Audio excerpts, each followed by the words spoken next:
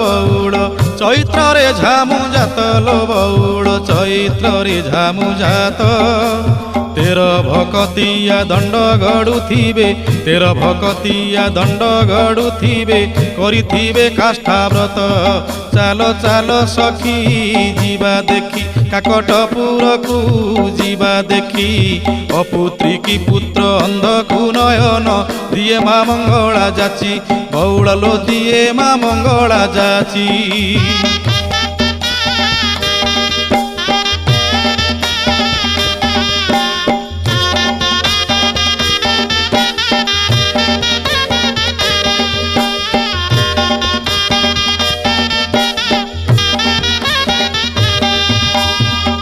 दोल पर 21 दिन पीठरे लागिब नाट संगात लो पीठरे लागिब नाट गुपत कोठी।